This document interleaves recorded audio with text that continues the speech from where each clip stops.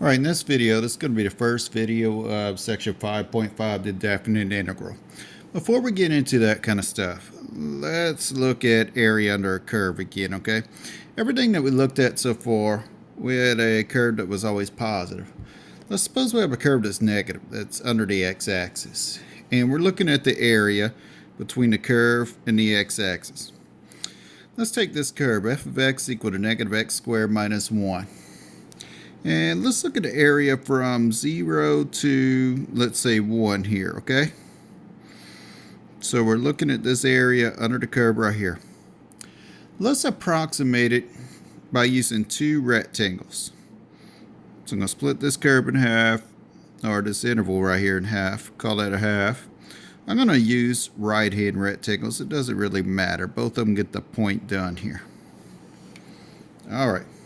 So if I want to approximate the area under this curve, I'm going to say area under the curve is approximately width of rectangle times the height of it. Width of it's going to be 1/2 times the height of it's going to be my function f right here, evaluated at 1/2. F at 1/2. Plus the area of my second rectangle right here, which the width is 1/2. Times the height. Now what is the height of that rectangle? It's right here. So my function f evaluated at 1. So that gives me approximately 1/2 times f at 1/2 means substituting 1/2 for x here. So I have negative 1/2 squared minus 1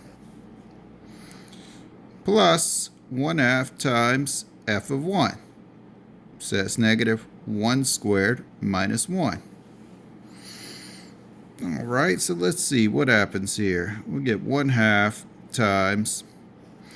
Alright, so that's 1/4, and then negative gives me negative 1/4 minus 1 plus 1/2, and that's negative 1, or that's 1 squared I should say, which is 1, so that's negative 1 minus 1, or negative 2. So let's see, I get a half, then I get what? That's negative 4/4, so that's negative 5/4 minus 1 over here. So that gives me what, about negative 5/8 minus 1. So that's negative 5/8 minus 8/8, or negative 13/8. Alright, so let's look at what we have here. We have a negative number from an area. So the area between the curve and the x-axis here is going to be negative. And in fact, we're going to start saying that anytime we have, like let's say some area under my curve here, that's going to be a negative area whenever it's below the x-axis. And whenever it is above the x-axis like this, we're going to say that's a positive area. So in the next video, what we're going to talk about is we're going to talk about net side area. We're going to look at the total area with the negative area and the positive area together. So let's see that video now.